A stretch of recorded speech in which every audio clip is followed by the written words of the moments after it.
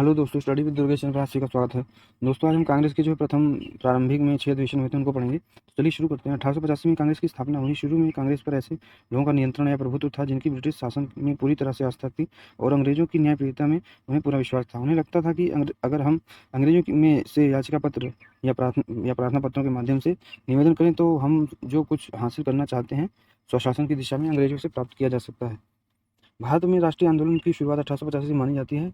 इसके कई चरण हुए। 1885 से 1905 चरणों को जो है, यानी 1885 से और 1905 के जो चरण हैं इसको हम नरमपंथी चरण कहा जाता है। इस नरमपंथी चरण में कांग्रेस पर उदारवादी लोगों का कब्जा था जो कि अंग्रेजों के प्रति काफ़ी उदार थे और अंग्रेजों के खिलाफ किसी भी तरह के जुझारू आंदोलन के पक्ष में नहीं थे। यदि 1885 से 1905 तक कांग्रेस में या कांग्रेस के पक्ष में नहीं थे, यानी 1885 से 1905 तक कांग्रेस में जिन लोगों का प्रभुत्व था उनका जनता में बिल्कुल भी भरोसा नहीं था। वो मानते थे कि हम कुछ बुर्जुआ वर्ग ही मिलकर अंग्रेजों पर प्रभावी दबाव बनाए रख सकते हैं या बना सकते हैं। इसलिए 1885 से 1905 के दशकों में कांग्रेस की उपलब्धियां ना के बराबर रहीं। हाँ, यह अवश्य था कि जनता को राजनीतिक रूप से इन लोगों ने शिक्षित किया। इनकी गतिविधियां 1885 से 1905 तक यानी 20 सालों में इनकी गतिविधियां केवल इतनी ही रही कि प्रत्येक वर्ष दिसंबर के माह में एक बार कांग्रेस का अधिवेशन करते थे, कुछ प्रस्ताव पारित करते थे, बहुत ही उदारवादी प्रस्ताव, जिससे अंग्रेजों को कोई विशेष दिक्कत नहीं होती थी। भारत में शासन करने में अंग्रेज भी खुश थे कि चलो कांग्रेस ने ना कहीं से कहीं सेफ्टी वाला का काम कर रही है। यानी भारतीयों के मन में जो गुस्सा था, जो असंतोष था, वह कांग्रेस के मंच से निकल जा रहा है। इससे अंग्रेजों को लगता था कि कम से कम कांग्रेस की स्थापना हो जाने से इतना तो जरूर हुआ कि अंग्रेजों के खिलाफ एक क्रांतिकारी आंदोलन की संभावना धीरे धीरे समाप्त हो चुकी है, जैसा कि 1885 से 1905 तक 20 वर्षों में हुआ भी। 1885 से 1905 तक कांग्रेस या अन्य संगठन द्वारा कोई बड़ा आंदोलन नहीं चलाया जा सका क्योंकि कांग्रेस ने बखूबी सेफ्टी वाल्व के रूप में काम किया। यानी गुस्से को निकलने के लिए एक मंच चाहिए था जो कांग्रेस ने अंग्रेजों को दे दिया। 1885 से 1905 के काल को, जिसे हम राष्ट्रीय आंदोलन के नरमपंथी या उदारवादी चरण के रूप में जानते हैं। पहला अधिवेशन देखते हैं दोस्तों। पहला अधिवेशन WC बनर्जी के यानी 1885 में अध्यक्षता में मुंबई में हुआ, जिसमें कुल 72 सदस्य शामिल हुए थे तथा इस अधिवेशन में कुल 9 प्रस्ताव पारित हुए थे। इनमें से कुछ प्रमुख हैं जो अग्रलिखित हैं। भारत में अंग्रेजों के शासन के लगभग 150 वर्ष हो गए थे, तो 150 वर्षों में अंग्रेजों का जो शासन था उसकी जांच करने के लिए एक रॉयल कमीशन की नियुक्ति होनी चाहिए जिसकी मांग की गई थी। पहले अधिवेशन में इसके अलावा लंदन में इंडिया काउंसिल की स्थापना की गई थी। 1857 की क्रांति के बाद जब कैनिंग की घोषणा होती है, उसके तहत लंदन में इंडियन काउंसिल की स्थापना की गई थी। इंडियन काउंसिल का खर्च भारत को देना पड़ता था। चूंकि भारत के लंदन में कार्यरत इंडियन काउंसिल का खर्च देना पड़ता था, तो लंदन में कार्यरत इंडियन काउंसिल को समाप्त करने की मांग की गई। फिर है, लॉर्ड रिटन ने लंदन से जो सूती कपड़े आयात किए जाते थे उन पर आयात शुल्क हटा दिया था। इससे भारत को दो तरह का नुकसान हुआ था। एक तो आयात शुल्क हटा देने से भारत को आयात शुल्क नहीं मिलता था। दूसरा, आयात शुल्क हटा देने से लंदन में निर्मित कपड़े और सस्ते हो गए। परिणाम स्वरूप भारतीय वस्त्र उद्योग जो बचा कुचा था वह भी प्रतिस्पर्धा में काफ़ी पिछड़ गया। तो लंदन से आने वाले वस्तुओं पर आयात शुल्क लगाने की मांग की गई। यह भी मांग की वृद्धि एक प्रस्ताव के अंतर्गत की सिविल सर्विसेज परीक्षा लंदन और भारत में साथ साथ किया जाना चाहिए। साथ ही प्रस्ताव में यह भी कहा गया कि सिविल सर्विसेज परीक्षा में प्रवेश की आयु 19 वर्ष से बढ़ाकर 23 वर्ष की जानी चाहिए। सर्वप्रथम 1923 में जाकर भारत में भी सिविल सर्विसेज की परीक्षा होना प्रारंभ हुआ।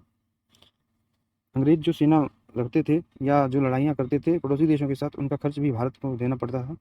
तो यह मांग की गई कि सैन्य व्यय में कटौती की जाए। 9 प्रस्तावों में से 5 प्रकार के प्रस्ताव प्रमुख थे। द्वितीय अधिवेशन इसको देखते हैं। यह अधिवेशन कलकत्ता में 1886 में होता है। इसकी अध्यक्षता दादा भाई नौरोजी ने की थी। पहले ही अधिवेशन में तय हो गया था कि द्वितीय अधिवेशन कलकत्ता में किया जाएगा। अधिवेशन तय हुआ था कि द्वितीय अधिवेशन किया जाएगा। जब दूसरे अधिवेशन का आयोजन कलकत्ता में होना था तो उसकी तैयारी के लिए ह्यूम कलकत्ता गए, तो उन्होंने महसूस किया कि सुरेंद्रनाथ बनर्जी और उनकी संस्था नेशनल कॉन्फ्रेंस कांग्रेस से अलग रहते हैं, तो बंगाल का जो बुद्धिजीवी जो पढ़ा लिखा तबका है उनको कांग्रेस में शामिल करना बड़ा मुश्किल हो जाएगा। इसलिए बंगाली लोगों को शामिल करना था और राष्ट्रीय आंदोलन को धीरे धीरे आगे बढ़ाना था। तो बंगाली लोगों को शामिल करना कांग्रेस में बहुत बड़ी ज़रूरत थी। इसलिए बंगाली लोगों को शामिल करने के लिए सुरेंद्रनाथ बनर्जी और इंडियन एसोसिएशन को मनाना अत्यंत आवश्यक था। इसलिए ह्यूम कलकत्ता जाकर सबसे पहले सुरेंद्रनाथ बनर्जी से मिले तथा उन्होंने बनर्जी को मना लिया कि आप और आपकी संस्था इंडियन एसोसिएशन के सदस्य कांग्रेस में शामिल हो जाएं। 1886 में इसी अधिवेशन में नेशनल कॉन्फ्रेंस को कांग्रेस में मिला लिया गया। इंडियन एसोसिएशन जो एक जुझारू संस्था थी तथा 1870 व 80 के दशक में जिसने पुरजोर राष्ट्रीय आंदोलन व संगठन चलाने व स्थापना करने का प्रयास किया था, अब उसका आईएनसी में विलय हो गया, यानी भारतीय राष्ट्रीय कांग्रेस में विलय हो गया। कलकत्ता अधिवेशन जब समाप्त होता है तब वायसराय डफरिन ने व्यक्तिगत हैसियत से प्रतिभाग करने वाले सदस्यों को गार्डन पार्टी दी थी, लेकिन सुरेंद्रनाथ बनर्जी इसमें शामिल नहीं हुए थे, क्योंकि एक ऐसा पूर्व आईसीएस अधिकारी जो 1870 और 80 के दशक में अंग्रेजों के खिलाफ आंदोलन चलाता रहा हो, सिविल सर्विस आंदोलन, इल्बिट बिल के समर्थन में आंदोलन, आर्म्स एक्ट के विरोध में आंदोलन, देशी भाषा समाचार पत्र अधिनियम के विरोध में आंदोलन, वैसा व्यक्ति जो कि अंग्रेजों का लगातार विरोध कर रहा था, वो डफरिन महोदय द्वारा दी जाने वाली पार्टी में कैसे शामिल हो सकता था। यह तृतीय अधिवेशन मद्रास में आयोजित हुआ। कांग्रेस के पहले मुस्लिम अध्यक्ष इसी में बने थे बदरुद्दीन तैयब जी। जब कांग्रेस की स्थापना हो रही थी और कांग्रेस धीरे धीरे प्रगति कर रहा था, उसी समय अंग्रेजों ने कांग्रेस के खिलाफ हिंदू और मुस्लिम में फूट डालने का प्रयास किया। अंग्रेजों ने मुसलमानों को भड़काने का प्रयास किया। कांग्रेस के प्रति मुसलमानों में संदेह डालने का प्रयास किया। अंग्रेजों के सबसे बड़े नेता बनकर उभरे सर सैयद अहमद खां ने अंग्रेजों का समर्थन किया और अंग्रेजों का इशारा पाकर उन्होंने कांग्रेस के खिलाफ मुसलमानों को खूब भड़काया। वे लगातार प्रयास करते रहे कि मुस्लिम लोग कांग्रेस में शामिल ना हों। यही कारण था कि बदरुद्दीन तैयब जी ने इस अधिवेशन में मुसलमानों से आग्रह किया कि आप लोग कांग्रेस में शामिल होइए। मद्रास अधिवेशन में ही आम जनता से कांग्रेस में शामिल होने की अपील की गई और साथ ही कांग्रेस अधिवेशनों का जो खर्चा आता था उसके लिए आम जनता से चंदा वसूलने का प्रयास किया गया। पहले से ही तय था कि यदि कांग्रेस में मजबूती लानी है तो कोई भी विवादास्पद धार्मिक मुद्दा प्रस्ताव में शामिल नहीं किया जाना चाहिए। लेकिन कुछ हिंदू विचारधाराओं वाले सदस्यों ने गौर अच्छा जैसे विवादास्पद प्रश्न को प्रस्ताव में शामिल कर लिया, लेकिन अंततः पारित नहीं होने दिया गया।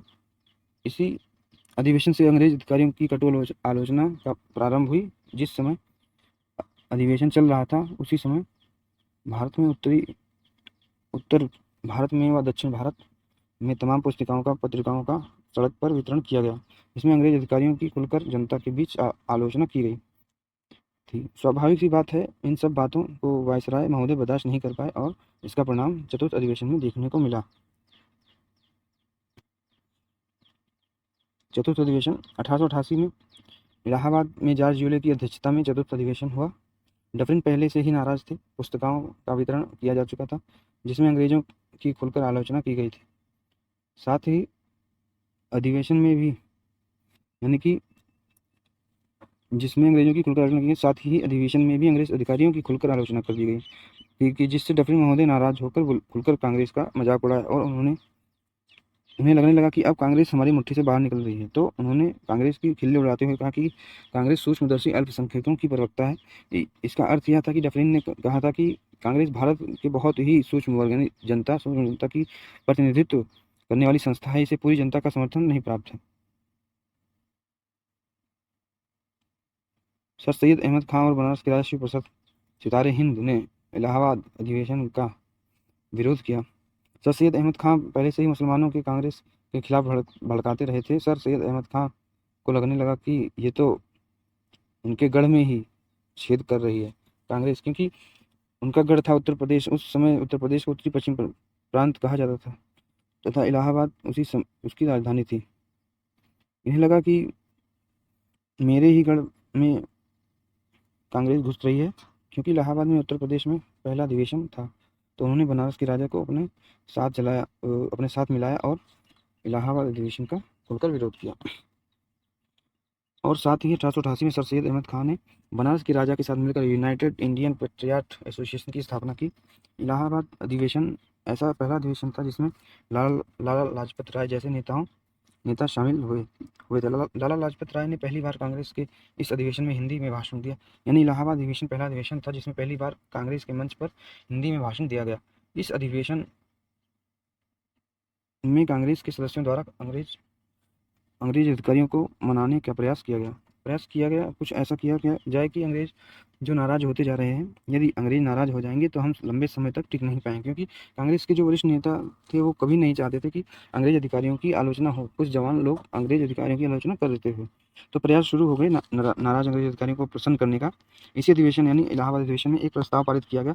यह प्रस्ताव पारित करके अंग्रेज अधिकारियों से कहा गया कि कांग्रेस अपने मंच पर पारित प्रस्तावों के लिए उत्तरदायी है केवल, यानी कि, और हम अपने मंच पर कोई ऐसा प्रस्ताव पारित नहीं करेंगे जिससे आपको यानी अंग्रेजों को बुरा लगे। लेकिन कांग्रेस अधिवेशनों के बाहर सड़क पर क्या हो रहा है इसके लिए हम उत्तरदायी नहीं होंगे। कांग्रेस उत्तरदायी नहीं है। कांग्रेस ने बाहर की हो रही गतिविधियों से अपने आप को काट लिया। और साथ ही यह भी कहा गया कि अब जनता में प्रचार प्रसार हम बिल्कुल नहीं करेंगे। यह भी तय किया गया कि अब प्रचार का क्षेत्र भारत को नहीं बल्कि लंदन को बनाया जाएगा। लंदन में कांग्रेस का प्रचार करने के लिए 1889 में कांग्रेस की ब्रिटिश कमेटी की स्थापना की गई। कांग्रेस की ब्रिटिश कमेटी ने ही कांग्रेस का प्रचार करने के लिए लंदन में एक इंडिया नामक पत्र निकाला, यानी एक ऐसी संस्था जिसमें जो है भारत में प्रचार नहीं कर रही है, जो बल्कि लंदन में जाकर प्रचार कर रही है। ये 1889 पंचम अधिवेशन यानी पांचवा अधिवेशन 1889 में फिर बम्बई में हुआ, जिसकी अध्यक्षता विलियम वेडरबर्न ने की। 1889 में लंदन में कांग्रेस के प्रचार प्रसार का परिणाम यह हुआ कि ब्रिटिश संसद के सदस्य चार्ल्स बेडला बम्बई अधिवेशन में शामिल होने भारत आए थे। छठा अधिवेशन 1890 में कलकत्ता में फिरोज शाह मेहता की अध्यक्षता में हुआ। कलकत्ता विश्वविद्यालय की पहली महिला स्नातक कादम्बिनी गांगुली ने यहाँ पर सम्मान पाया और उन्हें मौका दिया गया कि यहाँ पर उपस्थित कांग्रेस के सदस्यों को संबोधित करें। तो दोस्तों, ये रहा हमारा वीडियो कैसा लगा जरूर बताएं। वीडियो को लाइक करें, चैनल को सब्सक्राइब करें, कमेंट करें, शेयर करें। जय हिंद, जय भारत, धन्यवाद।